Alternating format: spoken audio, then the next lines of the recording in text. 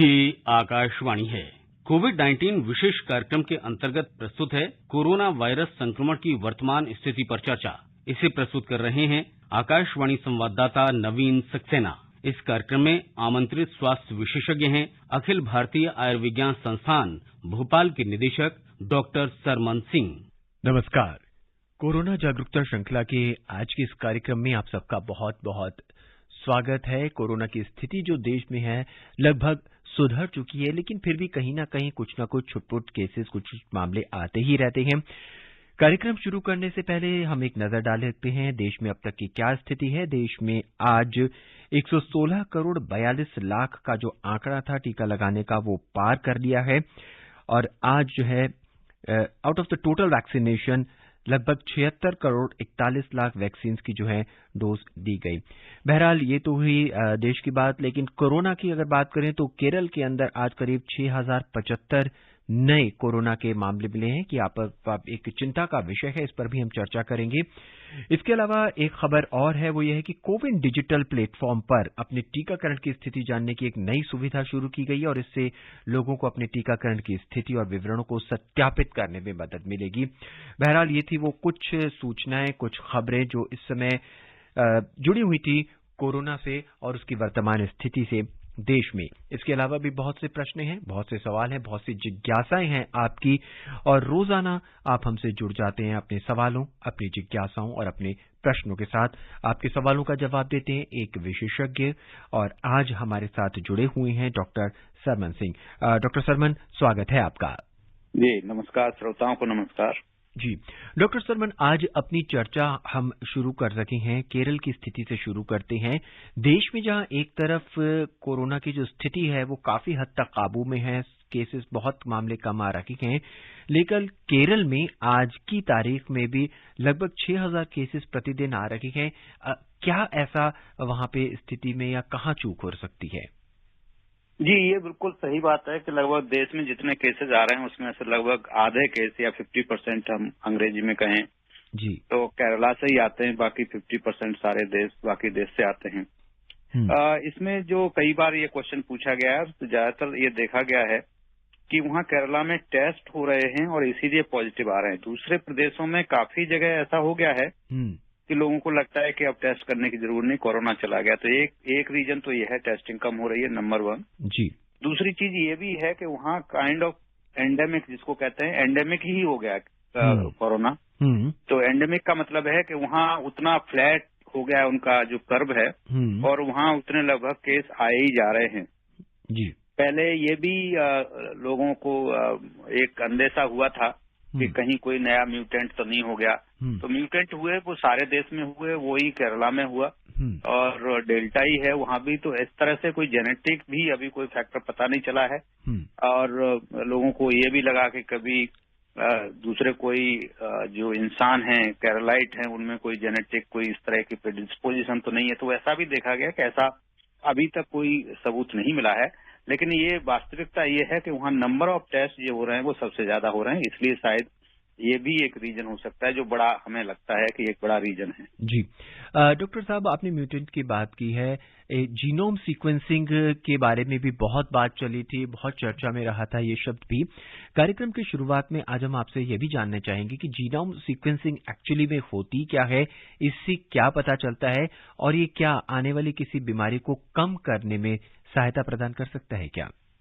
जी बिल्कुल नवीन जी, ये एक भारत सरकार ने भी और डिपार्टमेंट ऑफ बायोटेक्नोलॉजी के सहयोग से एक ऑर्गेनाइजेशन नेटवर्क बनाया था जिसको इंसाकॉक कहते हैं जी। जो कोरोना की सीक्वेंसिंग, होल जीनोम सीक्वेंसिंग करता है और उसका डाटा एनालिसिस करते हैं। उसमें ये देखा गया है कि जितने भी आरएनए वायरस जैसे कोरोना वायरस या दूसरे वायरसेस भी हैं, इनमें म्यूटेशंस बहुत जल्दी होते हैं क्योंकि इनमें प्रूफ रीडिंग नहीं होती है। तो इसलिए जब भी म्यूटेशन होता है तो उसके कुछ न कुछ करैक्टर या लक्षण या उसकी संक्रमित करने की क्षमता या उसको बीमारी बढ़ाने की क्षमता, गंभीर रोग पैदा करने की क्षमता, इस तरह की कोई न कोई क्षमता वायरस अपने कुछ विकास के लिए इस तरह के म्यूटेशन कर लेता है, अपने लक्षण को चेंज कर लेता है, अपने स्वरूप को चेंज कर लेता है। तो इंसाकॉग में जब होल जीनोम सीक्वेंस जो सारा सीक्वेंस से होता है तो उसमें जो आप कहें कि एक दीवार में कितनी ईंटें हैं और ईंट कहीं से निकल तो नहीं गई या कितनी तरह की ईंटें लगी हुई हैं, तो उनको एनालिसिस करना है। तो सारे जितने भी जो इसकी इकाइयां होती हैं जी, जिसको हम ओलिगोन्यूक्लियोटाइड कहते हैं, तो वो सारे उनको हम देखते हैं कि उनमें कहीं चेंज तो नहीं आ गया है। और वही जब चेंज आ जाता है तो लगभग 3 से ज्यादा न्यूक्लियोटाइड जब होते हैं उनमें चेंज आ जाता है, तो एक प्रोटीन में चेंज आ जाता है।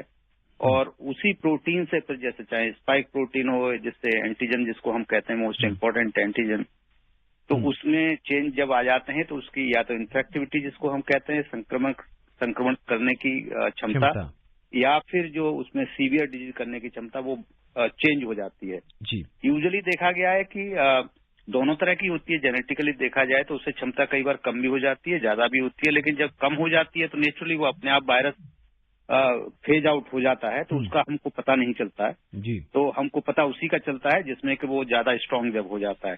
जैसे हम डेल्टा की बात करें तो डेल्टा जैसे हम सबसे स्ट्रांग आज की डेट में देखा जाए तो सबसे स्ट्रांग जो डेल्टा वायरस है जो म्यूटेशन हुआ था जीन में, और यही कारण है कि डेल्टा पहले इंडिया से शुरू हुआ, सारी दुनिया में है आज।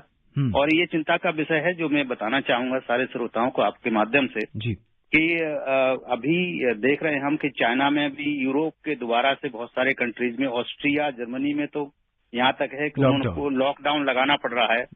ईरान में 5 वेव्स आ चुकी हैं, रसिया में भी बड़ा। तो उस तरह से अभी केसेज हैं। तो आपके माध्यम से मैं दोबारा ये कहना चाहूंगा कि केरला ही नहीं, कभी भी जो है हम अगर सावधानियां छोड़ देंगे तो कभी भी किसी भी देश में, चाहे हमारा देश हो चाहे दूसरा देश हो, उसमें कभी भी ये आ सकता है। तो ये हमको सबको सचेत रहना होगा। जी, तो एक समझने की जरूरत है कि कोरोना अभी गया नहीं है। अगर इसका अपना म्यूटेंट अपना स्वरूप बदलता है तो एक और वेव भी आने की संभावना हो सकती है। बहरहाल अभी स्थिति कंट्रोल में है। जी, उत्तर प्रदेश के कुशीनगर चलते हैं डॉक्टर साहब, वहां से हमारे पहले श्रोता हमसे जुड़ चुके हैं, उनसे बात करते हैं, फिर अपनी चर्चा जारी रखेंगे।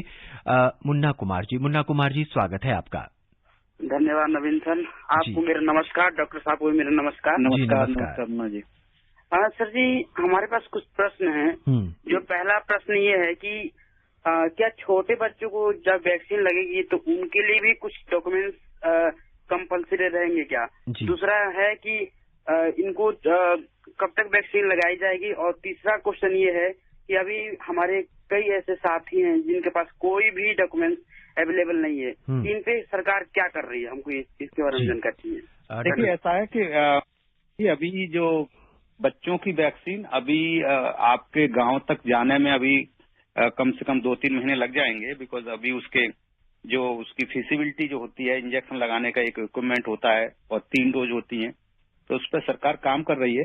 तो अभी टाइम लगेगा, चिंता ना करें। और जब भी लगेगी तो आपको आइडेंटिफिकेशन का ऐसा कोई चिंता नहीं, माँ बाप का आइडेंटिफिकेशन होगा, उससे बच्चे को लग जाएगा। अगर कुछ भी नहीं भी है तो अभी आज की डेट में कोई आइडेंटिफिकेशन मार्क नहीं है तो वो नहीं हो सकता, उससे वो आपको बिल्कुल वैक्सीन लग जाएगी। जी, हमारी अगली श्रोता है बलरामपुर से रिंकी तिवारी जी। आइए उनका प्रश्न भी सुन लेते हैं। रिंकी जी स्वागत है आपका। स्वागत के लिए बहुत बहुत धन्यवाद। नवीन सर नमस्कार। नमस्कार। और आपके साथ एक एक्सपर्ट है, उन्हें मेरा नमस्कार।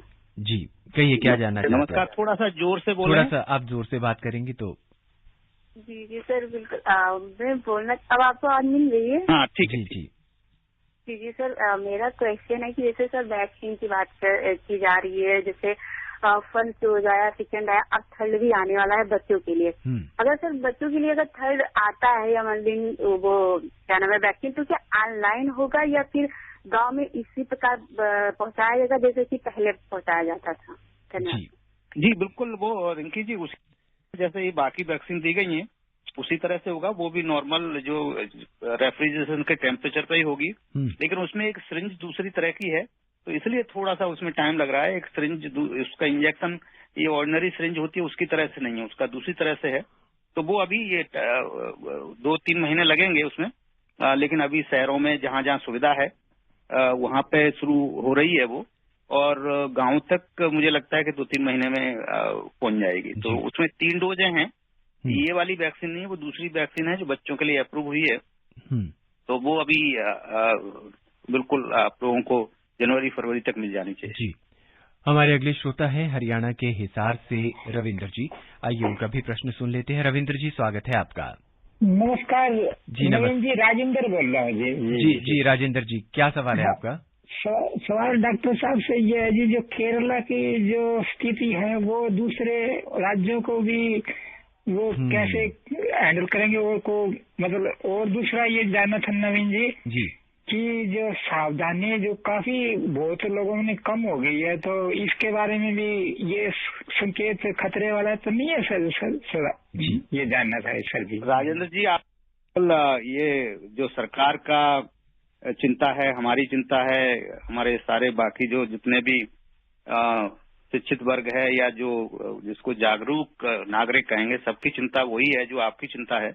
और मुझे खुशी है कि आप जैसे लोग, श्रोता लोग भी इस चीज का ध्यान रख रहे हैं। ये बिल्कुल आपकी चिंता सही है कि जैसे केरला में है, तो केरला भी हमारे देश में है, और देश ही नहीं विदेश में ये ऐसी बीमारी होती है जो कभी भी किसी भी एक देश से या एक रीजन से, एक स्टेट से दूसरे स्टेट में कभी भी आ सकती है।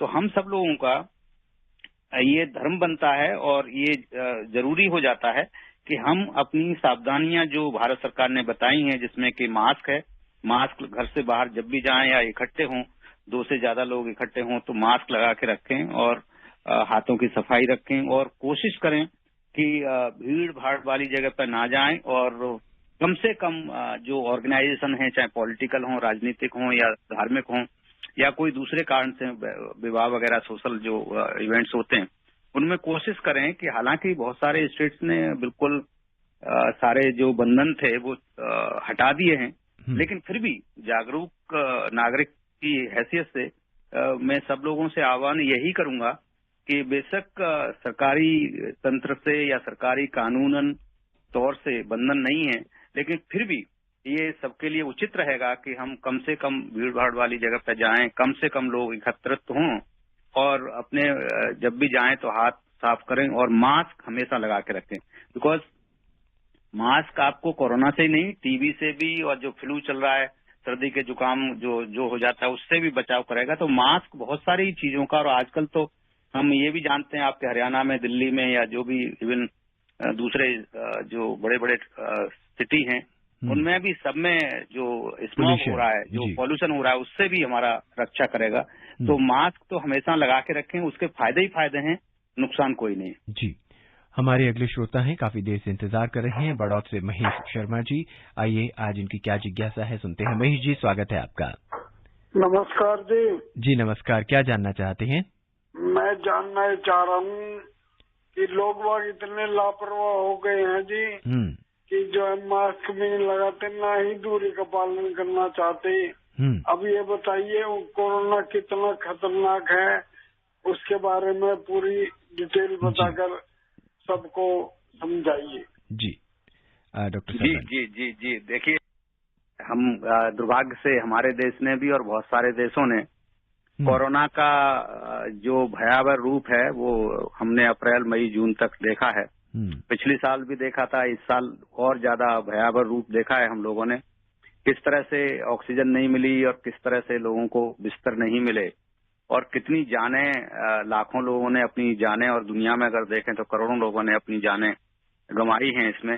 तो इसमें मुझे नहीं लगता कि आज की डेट में कोई भी आदमी ऐसा है जिसको पता नहीं है कि कोरोना कितना खतरनाक है। कोरोना बिल्कुल खतरनाक है, वो चाहे बड़े बुजुर्ग हों या जवान हों। पिछली 2020 का जब कोरोना आया था तो हम सबका मानना ये था कि ये केवल बुजुर्ग लोग हैं या डायबिटिक लोग हैं या जो मोटे बहुत लोग हैं या जिनमें हाइपरटेंशन है या दिल की बीमारी है, उन्हीं लोगों को संक्रमित करता है और उन्हीं की मृत्यु होती है। लेकिन 2021 का जो डेल्टा वायरस आया, उसमें हमने सबने देखा कि यंग बच्चे भी हमने देखे कि हमारे हॉस्पिटल में 20, 21 साल, 22 साल के यंग बच्चे भी, लड़के लड़कियां, उनकी भी मृत्यु हुई। तो ये बहुत भयावह है, इसमें कोई किसी को संदेह नहीं होना चाहिए। और इसीलिए ये आपकी जो चिंता है वो बिल्कुल सही है कि बेशक बहुत सारे हॉस्पिटल्स अब इक्विप हो चुके हैं, बिस्तर भी हैं, ऑक्सीजन के प्लांट भी सरकार ने लगवा दिए हैं बहुत सारी जगह पर, ज्यादातर हॉस्पिटल्स में। लेकिन फिर भी अभी भी अगर हम देखा जाए तो अगर एकदम बुरी तरह से अगर केसेज आ जाएं तो कुछ भी हो सकता है। तो इसलिए मेरी सलाह सभी लोगों से ये होगा कि prevention is better than cure, जिसको हम अंग्रेजी में या मेडिकल भाषा में कहते हैं। तो रोकथाम इलाज से भली होती है। तो कोरोना आए ही नहीं दोबारा से हमारे यहाँ, इस चीज का हम ध्यान रखें। और जो बिल्कुल आपने चिंता जाहिर की, उस चीज पे मैं दोबारा आना चाहूंगा कि लोग बिल्कुल निश्चिंत हो गए हैं। जितनी भी सावधानियां सरकार ने और डॉक्टरों ने हम लोगों ने बताई थी, उनका बिल्कुल पालन नहीं कर रहे हैं, तो ये बिल्कुल चिंता का विषय है। और केरला ही क्या, कहीं भी दोबारा से ये आ सकता है। तो हम सब लोगों को वैक्सीन लगवाएं, अपने आप को, अपने पड़ोसियों से भी कहें, मास्क पहन के रखें हमेशा। जैसा मैंने बताया पिछले प्रश्न के जवाब में कि मास्क आपका कोरोना से ही नहीं बट दूसरी बीमारियों से भी रक्षा करता है और पॉल्यूशन से भी आपको बचाता है, तो उसको जरूर रखें। और जितने भी आयोजन हो रहे हों, आपके समारोह हो रहे हों, चाहे सामाजिक हों चाहे आप पॉलिटिकल हों, तो इस तरह के समायोजन जो भी हो रहे हैं उनमें कम से कम लोग इकट्ठे हों, ये बहुत जरूरी हो जाता है। जी, हमारे अगले श्रोता हैं गाजियाबाद के लोनी से मोहम्मद यामीन जी। मोहम्मद यामीन जी, स्वागत है। सर नमस्कार जी। नमस्कार। नमस्कार। क्या प्रश्न है आपका आज? सर मैं यामीन भाई रेडियो वाला चिरोड़ी लोनी का। जी कहिए। सर मैं जानना चाह रहा हूँ, जैसे कि आजकल बुखार, डेंगू, मलेरिया बहुत ज्यादा चल रहा है, तो इसमें कब जांच कराएं ये पता लगेगा कि कोरोना की है या ऐसे ही है? जी डॉक्टर सरमन। देखिए, आप गाजियाबाद में हैं, बट जो क्योंकि श्रोता तो दूसरी जगह भी सुन रहे होंगे, हम बहुत सारे स्टेट जो सिटी हैं या एरिया हैं, उत्तर प्रदेश के हों या पास में हों, वहाँ एक और जीका वायरस आ गया है। तो जीका वायरस हो, चिकनगुनिया हो, डेंगू हो और कोरोना हो, ये लगभग चारों के सिम्टम्स काफी शुरू में मिलते हैं, जिसमें से कि जीका, चिकनगुनिया और डेंगू के तो काफी दिन तक ऑलमोस्ट सिमिलर रहते ही हैं। कोरोना में थोड़ा सा डिफरेंस हो जाता है कि सांस लेने में तकलीफ होने लग जाती है।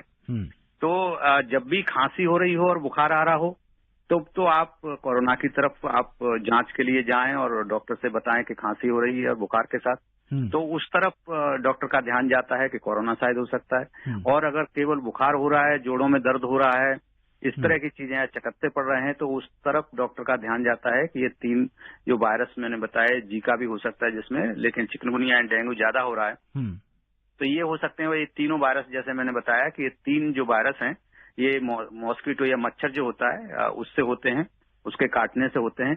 और कोरोना हम सबको पता ही है कि वो सांस के थ्रू हमारी सांस में एक मरीज से दूसरे मरीज में जाता है। तो दोनों का थोड़ा सा फर्क हो जाता है, उनकी जो पैथोलॉजी है और जो उनके मैनिफेस्टेशन है और जो लक्षण कहते हैं जिसको हम, वो थोड़ा सा डिफरेंट है। बट शुरू में पहले या 2 दिन तक आपको हो सकता है कि पता ना चल पाए, तो आप शुरू में तो ये एडवाइस किया जाता है कि क्रोसिन लें, बुखार अगर हो रहा है उससे कंट्रोल हो जाए, और तो बहुत अच्छी बात है। और लेकिन अगर जुकाम हो रहा है, बुखार हो रहा है, खांसी हो रही है, तो ये कोरोना की जांच कराने के लिए कोरोना सेंटर में जाइए।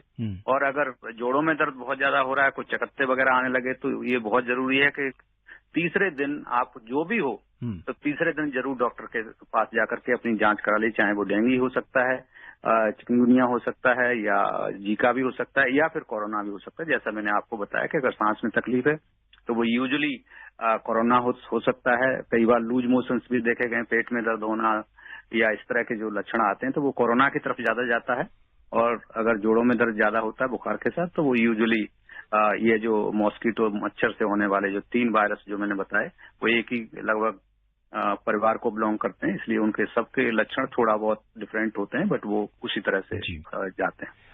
डॉक्टर सरमन, इसमें हमें क्या सिर्फ खून की ही जांच करानी है या कोई और भी जांच करानी है हमें इन टेस्ट के लिए? हाँ, ये डॉक्टर का जो मैंने बताया कि हम 4 वायरसेस की बात करें, चारों वायरल डिजीजेज हैं, तो मैंने बताया कि एक ग्रुप तो मैंने कर दिया कि जो जीका, चिकनगुनिया एंड डेंगू, उसके लिए ब्लड टेस्ट कराना होता है। हाँ। तो मैंने जैसे बताया, एक डायरेक्शन डॉक्टर की अगर आप बात करेंगे उनसे, तो जो भी डॉक्टर हैं आपको वो बता देंगे किस डायरेक्शन में आपका इन्वेस्टिगेशन करना है। और अगर जुकाम, खांसी, बुखार और लूज मोशन वगैरह इस तरह की चीजें हो रही हैं, तो वो डॉक्टर आपको बताएंगे कि वो दूसरी डायरेक्शन हो जाएगी। उसमें फिर आपको वो नेजल स्वाब और ओरल स्वाब देना होता है, उसका दूसरा टेस्ट होता है। तो उसमें ब्लड से कुछ ज्यादा पता नहीं चलेगा, लेकिन RT-PCR करना पड़ता है उसको। आइए अब राजस्थान का रुख करते हैं। अलवर से आरिफ खान जी के साथ जुड़ते हैं और उनसे उनका प्रश्न जानते हैं। आरिफ जी, स्वागत है आपका। नमस्कार सर जी। नमस्कार, क्या प्रश्न है आपका? सर मेरा प्रश्न है, मेरे पिताजी है, उसको सर लकवा बीमारी है, तो सर उसको वैक्सीन लगाने में कोई साइड इफेक्ट तो नहीं होगा सर जी? जी डॉक्टर सर, अब लकवा कब आया है उनको? वो लकवा करीब सर 3-4 महीने पहली बार आया था सर। अच्छा, अब तो लकवा का डॉक्टर ने कुछ बताया होगा, लेकिन जो वैक्सीन है, वैक्सीन कंट्रा इंडिकेटेड नहीं है, लेकिन आप डॉक्टर से जरूर जब भी वैक्सीन लगवाने जाएं तो डॉक्टर को बता दीजिए कि मेरे पिताजी को इस तरह से लकवा आया है, तो वो इम्पोर्टेंट है। ये हिस्ट्री बहुत जरूरी है कि वैक्सीन से पहले उनको पता होना चाहिए। जी सर, उसका दवाई भी चल रहा, कोई दिक्कत तो नहीं होगा ना सर? नहीं, दवाई से कोई दिक्कत नहीं होगी, दवाई से कोई दिक्कत नहीं होगी, लेकिन हाँ डॉक्टर को ये बताना क्या उनको लकवा आया था और लकवा की दवाई चल रही है, वो उसमें रिकॉर्ड जरूर होना चाहिए। जी डॉक्टर सरमन, 2 डोजेज वैक्सीन के लगने के बाद अब पूरे विश्व में बूस्टर डोज की बात अब लगातार की जा रही है, और जहां तक अमेरिका की बात करें तो उन्होंने बूस्टर डोज को मान्यता भी दे दी है। तो क्या भारत में भी वो स्थिति आ सकती है, या देश के किसी भी भाग में ये स्थिति आ सकती है कि हमें बूस्टर डोज की भी जरूरत पड़े? देखिए नवीन जी, इसमें अमेरिका एक रिच कंट्री है, वो धनवान कंट्री है जी, और WHO जो कि सारे दुनिया का स्वास्थ्य का ध्यान रखता है, उनके डायरेक्टर जनरल जो होते हैं, उन्होंने शुरू से पिछले साल से ही कहा है कि जब भी वैक्सीन हो या दवाई हो जी, तो वो सारे दुनिया के हर गरीब और अमीर जितने भी देश हैं वहाँ की हर पॉपुलेशन को बराबरी का दर्जा मिलना चाहिए, एक सोशल रेस्पॉन्सिबिलिटी के नाते से। तो अभी ज्यादातर लोगों का मानना ये है, जिसमें कि WHO भी है और हमारा भी मानना ये है, कि जब तक सारे दुनिया के जो गरीब देश हैं, उनमें बहुत सारे देश ऐसे हैं जहाँ की उनकी पॉपुलेशन को एक खुराक भी नहीं मिली है, तो जब तक उनको सारे दुनिया के लोगों को एक खुराक नहीं मिल जाए, कम से कम जी, वास्तविकता तो ये मान के चलिए कि आइडियल तो ये रहेगा, आदर्श तरीका तो ये रहेगा कि दोनों वैक्सीन की डोज जब मिल जाए तब तीसरी की बात करें। लेकिन ये हर प्रदेश का या हर कंट्री का, उसकी आमदनी या उसका कितना धनवान है वो देश, उसके ऊपर डिपेंड करेगा। और उनके यहाँ तो वैक्सीन का इतना स्टॉक हो गया था कि पब्लिक की डिमांड पर उनको जो स्टॉक खत्म करने के लिए भी तीसरी बूस्टर डोज दिया जा रहा है। तो भारत सरकार का स्टैंड अभी आज तक की डेट में ये है कि अभी हम लोग नहीं तीसरी डोज का या बूस्टर डोज की बात नहीं कर रहे, क्योंकि हमारे यहाँ अभी भी लगभग 50 करोड़ से ज्यादा लोग ऐसे हैं जिनको अभी दूसरी डोज नहीं मिली है। तो भारत सरकार की और हम सब लोगों की प्राथमिकता इस समय ये है कि उन लोगों को भी दूसरी डोज पहले मिल जाए, उसके बाद हम बूस्टर डोज की बात करेंगे, सोचेंगे। अब चलते हैं मध्य प्रदेश, वहां से लालू रजक जी हमसे जुड़ चुके हैं, उनका सवाल हम जानते हैं, उनकी जिज्ञासा उनका जानते हैं। रजक जी, स्वागत है आपका। जी सर जी, नमस्ते सर जी। नमस्ते सर जी, मेरा क्वेश्चन ये था सर जी कि यदि व्यक्ति को दोनों डोज लग जाएगा तो क्या भारत वर्ष में पूरा कोरोना मुक्त हो जाएगा क्या? जी डॉक्टर साहब, ये बड़ी जिज्ञासा है लोगों में कि मुझे दोनों डोजेज लग चुके हैं तो क्या कोरोना मुक्त भारत हो जाएगा क्या जब सबको लग जाएंगे? जी, ये बहुत महत्वपूर्ण प्रश्न है और ये नेचुरली मैं विस्तार से बताना चाहूंगा। देखिए, ऐसा है कि मध्य प्रदेश के श्रोता हैं तो इनको शायद पता होगा कि इन्होंने इनके वहाँ के अखबार में भी हमारा स्टेटमेंट छपा भी था, उसमें हमने बताया था कि कई कारण होते हैं। दोनों डोज लगने के बाद भी ये 100% गारंटी नहीं है कि उनको कोरोना नहीं होगा। तो इस तरह से जिनको दोनों डोज लग जाएं और 14 दिन हो जाएं तो उसके बाद भी कोरोना हो सकता है, तो उसको हम ब्रेक थ्रू इन्फेक्शन कहते हैं। और ब्रेक थ्रू इन्फेक्शन के कई कारण होते हैं। दोनों वैक्सीन लग गई हैं, 14 दिन भी हो गए हैं, तो फिर भी क्यों हो रहा है, तो उसमें उसको हम ब्रेक थ्रू, उसकी डेफिनेशन या परिभाषा कहते हैं। और उसके कई कारण, जैसे मैंने बताया, पहला कारण तो ये होता है कि बहुत सारे लोग ऐसे हैं, लगभग 10 से 15% लोग ऐसे होते हैं जिनमें कि कोई भी वैक्सीन, कोरोना की ही नहीं, कोई भी वैक्सीन का असर आता है, एंटीबॉडी बनती नहीं है, तो हम उनको नॉन रेस्पॉन्डर कहते हैं, नंबर 1। दूसरी चीज कई बार ये होती है कि जो डेफिनेशन में आता है कि दोनों डोज लग जाएं और 15 दिन हो जाएं, तो कई बार कई लोगों को 3-4 महीने के बाद भी इन्फेक्शन देखने को मिल रहा है, तो हम उसमें ये मान सकते हैं कि उनका एंटीबॉडी लेवल कम हो जाता है। ये भी रीजन हो सकता है। दूसरा रीजन ये हो गया। तीसरा रीजन ये होता है कि कई बार क्या उस आदमी को, जैसे डॉक्टर है या कोई सी मरीज के सामने उसको डोज इतनी मिल गई, मीन्स सामने ही कोई बहुत ज्यादा हाईली इन्फेक्टेड मरीज था और उससे बिल्कुल आमने सामने उसने अगर बात की, बिल्कुल नजदीक से बात की, तो उसको इतना जो खुराक मिल जाएगी वायरस के दूसरे मरीज से, जिससे कि एंटीबॉडी उसको कवर नहीं कर पाए। तीसरा कारण हो गया जी। चौथा कारण ये होता है कि कई बार म्यूटेशन हो गया अगर वायरस में, से फॉर एग्जांपल, तो जो इसको एंटीबॉडी बनी हुई है, से फॉर एग्जांपल अगर उदाहरण के तौर से मान लें कि बन भी गई एंटीबॉडी और अच्छा खासा टाइटर भी है, लेकिन अगर म्यूटेशन हो गया तो म्यूटेशन होने के बाद वो एंटीबॉडी जो उसमें है वो उसको नहीं रोक पाएंगे। तो कई कारण होते हैं। कहने का लबोलुबाब ये है कि दोनों वैक्सीन लगने के बाद भी जरूरी नहीं है कि आपको कोरोना नहीं होगा। तो इसलिए दोनों वैक्सीन लगने के बाद भी भारत कोरोना मुक्त हो जाएगा, ये कहना सही नहीं है। जी, चर्चा जारी रखेंगे। आइए उत्तर प्रदेश का रुख करते हैं। रायबरेली से रामाशंकर बाजपेयी हमसे जुड़ चुके हैं। उनकी जिज्ञासा, उनका प्रश्न सुनते हैं। जी सर, नमस्कार सर। जी नमस्कार, क्या जानना चाहते हैं आप? मैं ये जानना चाहता था कि हम लोग 2 डोज लगवा चुके हैं। हाँ जी। तो क्या तीसरा डोज अनिवार्य? जी, डॉक्टर साहब शायद उन्होंने अपना रेडियो सेट दूर से खोला है। इनके प्रश्न को एक बार आप फिर से इनका जवाब दे सकते हैं। 2 डोज के बाद भी आपको सावधानियां सारी रखनी है। 2 डोज लगने के बाद ये जरूरी नहीं है कि 100% आपको प्रोटेक्शन मिल जाएगा या कोरोना नहीं हो सकता, ऐसा नहीं है। तो कोरोना 2 डोज के बाद भी हो सकता है, बहुत कम लोगों में होता है, सीवियर नहीं होगा, उनमें हॉस्पिटलाइजेशन की शायद जरूरत नहीं पड़ेगी, डेथ से भी प्रोटेक्शन मिलेगा, लेकिन कोरोना हो सकता है। कई लोगों में देखा गया है कि वो लक्षण नहीं आते लेकिन इन्फेक्शन हो जाता है। कई लोगों में लक्षण भी आते हैं लेकिन वो थोड़े से माइल्ड आते हैं। तो इसलिए आप इस बात का ध्यान रखें कि वैक्सीन लगने के बाद भी आपको निश्चिंत नहीं होना है, जो कि ज्यादातर हमारे भारतवासी ये गलती कर रहे हैं। दूसरे देशों ने भी ऐसी गलती की और वो उसका परिणाम, दुष्परिणाम रादर मैं कहूंगा, वो भुगत रहे हैं। तो इसलिए वैक्सीन लगने के बाद भी मास्क लगा के ही घर से बाहर जाएं, भीड़ भाड़ वाली जगह पे कम से कम जाएं, जरूरी हो तभी जाएं, और जाएं तो मास्क लगाए बिना न जाएं, ये बहुत जरूरी है। डॉक्टर सरमन, पिछले आधे घंटे से हम करीब कोरोना के हर पहलुओं को हमने छुआ और लगभग हर विषय पर हमने चर्चा की। कार्यक्रम के अंत में अब आप कैसे समाप्त करना चाहेंगे कि और लोगों को समझाना चाहेंगे कि हमारे लिए वैक्सीनेशन कितना जरूरी है और कोरोना का एप्रोप्रिएट बिहेवियर कितना जरूरी है? जी, बस मैं थोड़े से आधा मिनट में यही बताना चाहूंगा कि कोरोना अभी हमारे बीच है। हमारे पड़ोस के बहुत सारे देश हैं, जिसमें चाइना है, थाईलैंड है, ईरान है, रसिया है, या जो यूरोप के बहुत सारे कंट्री, उनमें दोबारा से वो जो सिर उठा रहा है कोरोना। तो हमारे देश में भी केरला जैसे एक स्टेट है, दूसरे स्टेट में भी कभी भी आ सकता है। तो अभी कोरोना भारत से या दुनिया से गया नहीं है, हमारे बीच है। तो सारे लोगों को ये जरूरी है कि वैक्सीन लगवाएं। वैक्सीन लगने से मृत्यु से आपको डेफिनेटली एक फायदा होता है कि मृत्यु के चांसेस बहुत कम हो जाते हैं, हॉस्पिटलाइजेशन के भी चांस बहुत कम हो जाते हैं, लेकिन कोरोना हो सकता है। इसलिए ये जरूरी है कि वैक्सीन लगने के बाद भी, दोनों वैक्सीन लगने के बाद भी, आप जितने भी जो एप्रोप्रिएट बिहेवियर जिसको कहते हैं, मास्क लगाना जिसमें बहुत जरूरी है, हाथों को साफ रखना बहुत जरूरी है, और भीड़ भाड़ वाली जगह पर ना जाना ये बहुत आवश्यक है। इन तीनों चीजों का कम से कम ध्यान रखें, तभी हम लोग दोबारा से कोरोना ना आए, इससे बच पाएंगे।